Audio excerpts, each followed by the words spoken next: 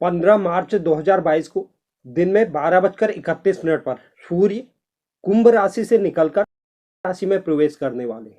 सूर्य ग्रह को स्वर्ण एवं गेहूं का कारक ग्रह माना जाता है। कहा जाता है कि स्वर्ण का सुनहरा रंग सूर्य ग्रह की ही देन है। इसका मतलब सूर्य कुंडली में अच्छी स्थिति या उच्च स्थिति में होने से व्यक्ति का भाग्य स्वर्ण की तरह चमकने लगता है। सूर्य ग्रह को यश प्रदान करने वाला ग्रह भी कहा गया है। ज्योतिष शास्त्र में सूर्य ग्रह 9 ग्रहों में सबसे अधिक महत्वपूर्ण माना गया है। इसकी पीछे की वजह एक नहीं, कई सारी इसकी वजह है। सूर्य ग्रह एक ऊर्जा का स्रोत है, जिसकी वजह से तीनों लोक संचालित भी होते हैं। सूर्य ही अन्य ग्रहों को विशिष्ट ऊर्जा प्रदान करता है।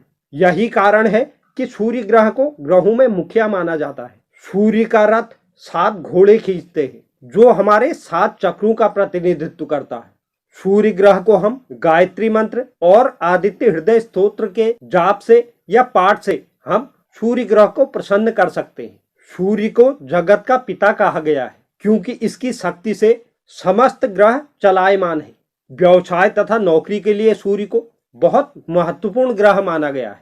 सरकारी नौकरी, सरकारी संस्थाएं, रक्षक, सुरक्षा, ऊर्जा, निर्माण केंद्र, नियंत्रण कक्ष में रोजगार, इन सब का कारक सूर्य ग्रह को ही माना गया है। इसके साथ साथ सूर्य अगर मजबूत हो तो व्यक्ति अनाज के गोदाम, राशन की दुकान, धान से जुड़े हुए कारोबार, होटल, कैंटीन आदि प्रकार के व्यवसायों से भी जुड़ता है। वहीं सूर्य रोग प्रतिकारक शक्ति का भी कारक माना गया है।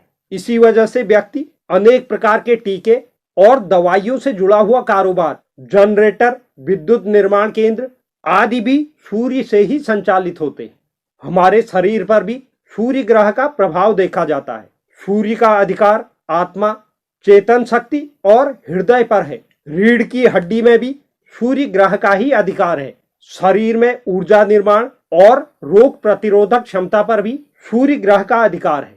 सूर्य का प्रभाव दृष्टि व आंखों पर भी होता है। सूर्य हमारे शरीर में शक्ति निर्माण करने वाला ग्रह है। इसका मतलब शरीर में निर्मित होने वाली विद्युत शक्ति पर सूर्य का ही प्रभाव होता है। अगर किसी जातक की कुंडली में सूर्य कमजोर हो तो उस व्यक्ति को दिल की बीमारियां, आत्मशक्ति में कमी, चेतना में कमी, गर्मी से जुड़ी हुई बीमारियां, बुखार, सिर के अंदरूनी हिस्से में चोट चपेट लगना एवं रीढ़ की हड्डी में तकलीफ होना, यह सब भी सूर्य से संबंधित है।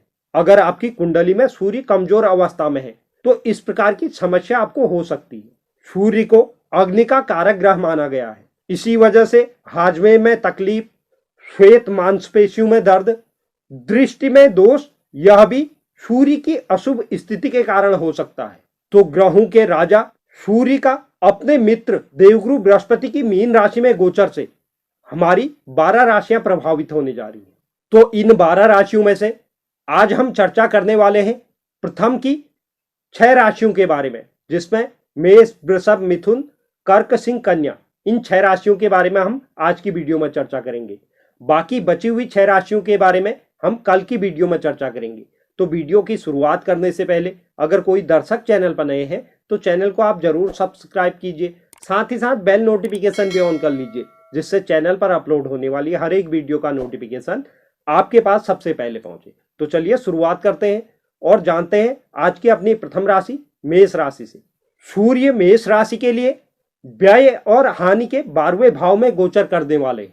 अगर हम शिक्षा की बात करें तो इस समय अवधि के दौरान विदेश में पढ़ने वाले जातकों या विदेश में प्रवेश लेने वाले छात्र जातकों को इस समय अवधि में शुभ परिणामों की प्राप्ति होगी। इस दौरान आप अपने मनपसंद कॉलेज में प्रवेश पा सकते हैं। वहीं जो लोग प्रतियोगिता परीक्षा की तैयारी कर रहे हैं उनके लिए भी यह अवधि बेहतर साबित होगी, क्योंकि 12वें भाव में गोचर करते हुए सूर्य अपनी सप्तम दृष्टि आपके 6ठे भाव में डालने जा रहे हैं। इसकी वजह से इस समय अवधि में आपको प्रतियोगिता परीक्षा में सफलता मिल पाएगी। साथ ही आप इस अवधि के दौरान अपने लक्ष्यों के प्रति महत्वाकांक्षी नजर आएंगे, जो आपके लिए फायदेमंद साबित होगा। सूर्य के इस गोचर की अवधि में आप किसी यात्रा की योजना बना सकते हैं।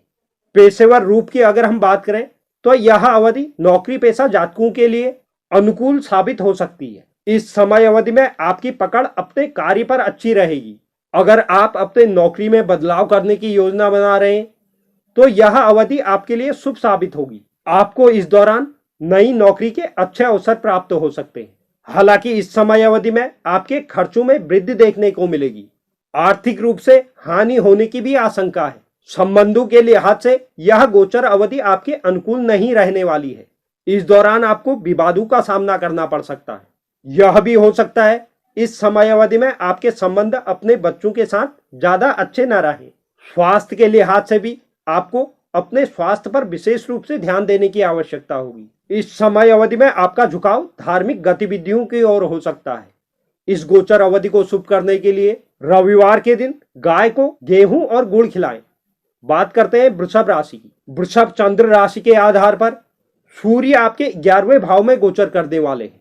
इस भाव को हम आय और लाभ का भाव मानते हैं। आर्थिक रूप से यह अवधि वृषभ राशि के जातकों के लिए बहुत उत्तम साबित होगी। इस समय अवधि में आप एक से अधिक स्रोतों से धन अर्जित कर पाएंगे। साथ ही साथ सूर्य के इस गोचर की अवधि में आपको कहीं अचानक से लाभ हो सकता है। अगर आपको किसी प्रकार का शौक या रुचि है तो आप इस समय अवधि में अपने शौक और रुचि को अपने पेशे में बदल सकते हैं। प्रॉपर्टी में निवेश करना इस समय अवधि में आपके लिए शुभ साबित होने वाला है। ऐसा करना आपके लिए इस समय अवधि में लाभकारी सिद्ध होगा। शिक्षा के दृष्टिकोण से यह अवधि थोड़ा आपको परेशान कर सकती है। आपको पढ़ाई में कुछ बाधाओं का सामना करना पड़ सकता है। अगर आप किसी पारिवारिक व्यवसाय से जुड़े हैं तो आपके लिए सूर्य का यह गोचर लाभ की स्थिति बनाने जा रहा है। इस दौरान आपको अपने व्यापार में अच्छा मुनाफा प्राप्त होगा। इसके साथ साथ आप अपने व्यापार के विस्तार के लिए भी इस समय अवधि में कोई रणनीतियां बना सकते हैं। संबंधों के लिहाज से वृषभ राशि के जातकों के लिए यह अवधि अनुकूल नजर नहीं आ रही है। इस समय अवधि में आपके रिश्ते अपने भाई बहनों, अपने दोस्तों या अपनों से बड़ों के साथ अच्छे नहीं रह सकते हैं, क्योंकि इस दौरान आप में उग्रता देखने को मिलेगी, जिसके कारण आपके रिश्तों में दूरियां आ सकती हैं। स्वास्थ्य के लिहाज से आपको एसिडिटी, पेट में जलन आदि समस्याएं उत्पन्न हो सकती हैं। इसलिए आपको खान पान पर विशेष रूप से ख्याल रखना है। इस गोचर अवधि को शुभ करने के लिए रविवार के दिन गरीबों को गेहूं का दान करें। अब बात करते हैं मिथुन राशि की। मिथुन राशि के लिए सूर्य आपके 10वें भाव में गोचर करने वाले हैं। इस दौरान आप कार्य क्षेत्र में कड़ी मेहनत और प्रयासों से अच्छी सफलता अर्जित कर पाएंगे। साथ ही साथ सूर्य के इस गोचर की अवधि में आपके कार्य के प्रति पकड़ अच्छी रहने वाली है।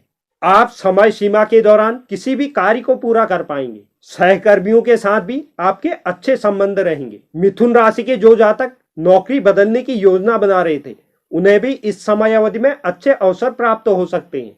सूर्य का यह गोचर आपके कार्यस्थल पर बदलाव का योग बनाने जा रहा है। अगर आप चाह रहे हैं कि आप किसी अच्छी नौकरी में लग जाएं, तो आपको इस समय अवधि में इंटरव्यू जरूर देना चाहिए। उसमें आपको जरूर सफलता प्राप्त होगी। मिथुन राशि के जो जातक सरकारी जॉब में हैं, उन्हें इस समय अवधि में शुभ परिणामों की प्राप्ति होगी। इस समय अवधि में आपको लाभ या प्रोत्साहन मिल सकता है।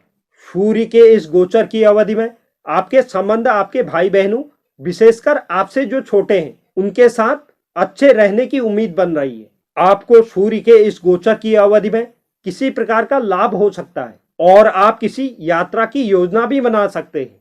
सूर्य के यह गोचर की वजह से आपके इच्छा शक्ति में भी वृद्धि देखने को मिलेगी, जिससे आप अपने पेशेवर जीवन में निर्णय लेने में सक्षम रहेंगे। समाज में मान सम्मान में वृद्धि देखने को मिलेगी। स्वास्थ्य के लिहाज से भी यह गोचर आपके लिए सामान्य बना रहेगा। इस गोचर अवधि को शुभ करने के लिए प्रतिदिन सुबह गायत्री मंत्र का जाप करें। बात करते हैं कर्क राशि की। कर्क राशि के जातकों के लिए सूर्य भाग्य के 9वें भाव पर गोचर करने वाले हैं। सूर्य की यह स्थिति आपको सकारात्मक परिणाम देगी। इस समय अवधि में सूर्य आपकी आर्थिक स्थिति के साथ साथ आपके भाग्य को भी मजबूत करने वाला है। अगर हम पेशेवर रूप की बात करें तो सूर्य की यह स्थिति आपके पेशेवर जीवन में थोड़ी परेशानी खड़ी कर सकता है। पेशेवर रूप से अगर हम देखें तो सूर्य की यह स्थिति आपके जीवन में परेशानियों का सामना करने की क्षमता में वृद्धि कर सकता है। आप कार्यस्थल पर अपनी योग्यता साबित करने के लिए आगे बढ़ सकते हैं। जो लोग पारिवारिक व्यवसाय करते हैं उन्हें इस समय अवधि में लाभ की प्राप्ति होगी। अगर आप अपने व्यापार के विस्तार की योजना बना रहे हैं तो यह समय आपके लिए अनुकूल साबित होगा, क्योंकि इस समय अवधि में ग्रहों की स्थिति और आपके भाग्य का बलवान होना आपके हर महत्वाकांक्षाओं को पूरा करने में सक्षम साबित होगा। आप सूर्य के इस गोचर की अवधि में किसी लंबी परियोजना पर भी निवेश कर सकते हैं। व्यक्तिगत जीवन की अगर हम बात करें तो आपके परिवार का इस समय अवधि में आपको भरपूर सहयोग प्राप्त होगा। आपका अपने पिता या पिता तुल्य लोगों के साथ भी संबंध बहुत मधुर बने रहेंगे। पैतृक संपत्ति से भी आपको आर्थिक लाभ की स्थिति बन रही है। इस समय अवधि में आपका झुकाव आध्यात्म की ओर हो सकता है। किसी धार्मिक स्थल की यात्रा पर भी आप निकल सकते हैं। इस समय अवधि में समाज में आपके प्रतिष्ठा में भी वृद्धि देखने को मिलेगी और आपकी लोकप्रियता बढ़ेगी। स्वास्थ्य के लिहाज से यह गोचर आपके लिए शुभ साबित होगा। इस गोचर अवधि को शुभ करने के लिए प्रतिदिन सुबह आदित्य हृदय स्तोत्र का पाठ करें। बात करते हैं सिंह राशि की। सिंह चंद्र राशि के आधार पर सूर्य आपके अनिश्चितताओं के अष्टम भाव पर गोचर करने वाले हैं। नौकरी पेशा जातकों को अपने कार्यस्थल पर अपने कार्य को लेकर किसी प्रकार की परेशानियां या रुकावट का सामना करना पड़ सकता है और आप अपने काम को इस समय अवधि के दौरान समय पर पूरा नहीं कर पाएंगे। इस देरी के पीछे आपके पास कोई ठोस कारण नहीं होगा जिससे आप अपनी नौकरी में असुरक्षा की भावना महसूस कर सकते हैं। अगर आप नौकरी में बदलाव या करियर में बदलाव की योजना बना रहे हैं तो आपको इस समय अवधि के दौरान इस प्रकार की कोई भी योजना नहीं बनानी है। आपको सूर्य के अगली राशि में प्रवेश तक इंतजार करना होगा। जो जातक सट्टा बाजार या शेयर मार्केट से जुड़े हुए हैं उनके लिए यह अवधि अनुकूल साबित नहीं होगी। किसी भी प्रकार के सौदे या निवेश में आपको सतर्कता बरतनी होगी, अन्यथा आपका नुकसान हो सकता है। जो जातक रहस्य विज्ञान या ज्योतिष के क्षेत्र में काम कर रहे हैं उनके लिए यह अवधि बेहतर रहने वाली है। व्यक्तिगत रूप से आप थोड़ा परेशान नजर आ सकते हैं और आपका स्वभाव भी चिड़चिड़ा हो सकता है। साथ ही साथ इस समय अवधि में आपकी वाणी भी कठोर रहेगी जिसके कारण आपके संबंध खराब हो सकते हैं। साथ ही इस समय अवधि में आप अपनी आमदनी को लेकर थोड़ा चिंतित हो सकते हैं। किसी भी प्रकार के अनुचित कार्यों से या अवैध कार्यों से आप धन अर्जित करने की योजना बना रहे हैं या धन अर्जित करने की सोच रहे हैं तो आपको इससे बचकर रहना है। स्वास्थ्य के लिहाज से भी यह गोचर आपको कमजोरी देने वाला है। आप छोटे छोटे कार्यों में भी बहुत अधिक थकान महसूस करेंगे। अगर आप पुराने समय में किसी बीमारी से ग्रसित थे तो वह बीमारी इस समय अवधि के दौरान दोबारा उत्पन्न हो सकती है। आपके आत्मविश्वास में भी इस समय अवधि में गिरावट देखने को मिलेगी। इस गोचर अवधि को शुभ करने के लिए प्रतिदिन सूर्य को अर्घ्य दें। बात करते हैं आज की अपनी अंतिम राशि कन्या राशि की। चंद्र राशि के आधार पर कन्या राशि के लिए सूर्य दाम्पत्य और साझेदारी के सप्तम भाव पर गोचर करने वाले हैं। व्यवसाय के लिए यह गोचर औसत रूप से फलदायी साबित होगा। इस समय अवधि में आप व्यापार के सिलसिले में यात्रा की योजना बना सकते हैं जो आपके लिए अधिक फलदायी साबित होगी। वहीं जो जातक कॉरपोरेट सेक्टर में काम कर रहे हैं वह लोग अपने कार्य में अधिक व्यस्तता महसूस करेंगे। कुछ ग्राहकों के साथ डील करते वक्त आपको चुनौतियों का सामना करना पड़ सकता है।